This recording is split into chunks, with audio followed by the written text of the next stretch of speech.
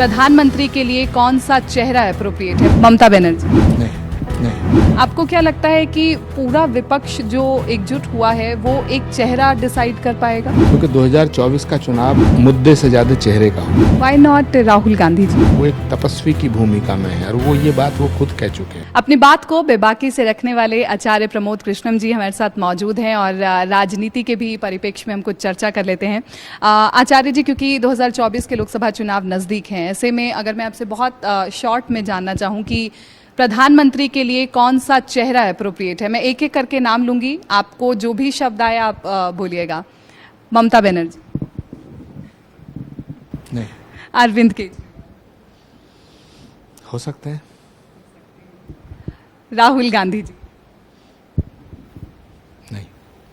प्रियंका गांधी? हो सकती हैं। कितनी मजबूत? ये फैसला तो जनता का होगा, लेकिन मुझे लगता है कि वो काफी मजबूत कैंडिडेट होंगी। मायावती जी? नहीं। रेस में हैं? नहीं। और नीतीश जी? बिल्कुल नहीं।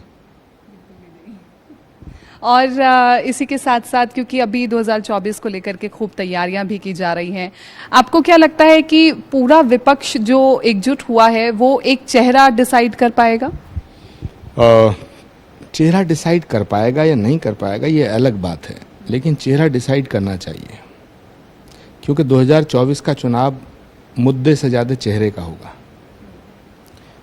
दूसरा, सारे विपक्ष के नेता अगर मिल जाते हैं तो देश की जनता सब मिल जाएगी, ये सोचना भी अभी जल्दबाजी है। नेताओं के मिलने से पब्लिक मिलती है, ये मुश्किल काम है। तो मुझे लगता है कि एक तरफ नरेंद्र मोदी जी हैं, तो उनसे अगर लड़ाई करनी है और जीतनी है तो एक ऐसे चेहरे को आगे लाना पड़ेगा जिसकी पॉपुलैरिटी हो, जिसको एक्सेप्टेबिलिटी जिसकी हो, मतलब पॉपुलैरिटी, एक्सेप्टेबिलिटी और personality. Why not Rahul Gandhi ji? Because Rahul Gandhi ji किसी पद और सत्ता के लालच में, सियासत में नहीं है। वो एक तपस्वी की भूमिका में है और वो ये बात वो खुद कह चुके हैं। कांग्रेस की अध्यक्षता उन्होंने छोड़ी। दूसरा, उनके पीछे तमाम तरह के कानूनी पछड़े हैं, है ना, उनको कन्विक्ट किया जा चुका है। तो जब तक वो कन्विक्शन से बाहर नहीं आएंगे तो एक सवाल वो खड़ा होगा, है ना। तो और दूसरा, मुझे नहीं लगता कि राहुल गांधी खुद भी प्रधानमंत्री के कैंडिडेट बनने के लिए, वो पद और सत्ता से ऊपर उठ चुके हैं। एक और बहुत क्विक क्वेश्चन आंसर राउंड हम करेंगे और मे बी आपको इसमें शायद थोड़ा मज़ा भी आए। आप अभी तक जितने भी राजनेताओं को जानते हैं, आपकी मुलाकात हुई है, तो हम जानने की कोशिश करेंगे कि सबसे ज़्यादा कूल कौन है, हास्यास्पद, मतलब वो हमेशा कूल रहते हैं, एक दूसरे को हंसाने की कोशिश करते हैं, माहौल को ठंडा रखते हैं। तो सबसे पहले मुख्यमंत्री योगी आदित्यनाथ? मेरी उनसे ज़्यादा मुलाकातें नहीं हुई। और भूपेश बघेल जी? अच्छे इंसान है। आप ही बता दीजिए, मैं बजाय कि मैं सभी का नाम लूं, मतलब कूल कौन है सबसे ज्यादा, कि इतना ज्यादा प्रेशर होने के बावजूद भी वो अपने आप को कूल एंड काम रखते हैं? दिग्विजय सिंह जी कूल रहते हैं।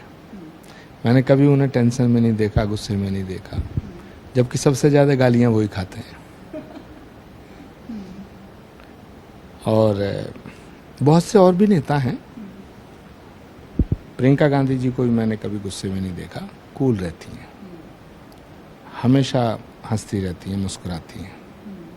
लेकिन अगर इन सब से परे जाके मैं बात कहूँ तो या तो अटल बिहारी वाजपेयी जी जो अब नहीं हैं, उनसे पहले राजीव गांधी और सोनिया गांधी, मैं इनसे बहुत प्रभावित हुआ। राजस्थान के अगले सीएम कैंडिडेट आप किसको देखते हैं अभी भी, क्योंकि अशोक गहलोत या सचिन पायलट? नहीं, अशोक गहलोत तो हैं ही। अगला मुख्यमंत्री तो सचिन पायलट को ही बनना है, निश्चित बनना है। और अभी सचिन पायलट जी जो जन संघर्ष यात्रा निकाल रहे हैं, वो किसके खिलाफ है? इसको बताना पड़ेगा। मुझे कि उनसे लगातार ये सवाल पूछे जा रहे हैं कि अशोक गहलोत जी के खिलाफ है क्या ये? मुझे लगता है इसे बताने की कोई जरूरत नहीं है। अशोक गहलोत जी ने 18 में जब मुख्यमंत्री बने थे तो सचिन पायलट का हक छीना था। अब सचिन पायलट जी अपने हक की लड़ाई लड़ रहे हैं, तो उनकी यात्रा बीजेपी के भी खिलाफ है, वसुंधरा राजे के भी खिलाफ है और अशोक गहलोत जी के भी खिलाफ है, इसमें कोई दो राय नहीं। लेकिन कांग्रेस के खिलाफ नहीं है। सचिन पायलट की यात्रा से कांग्रेस को कोई नुकसान नहीं हो रहा है, लेकिन कांग्रेस नेतृत्व को राजस्थान के इस इशू को सुलझाना चाहिए जल्दी।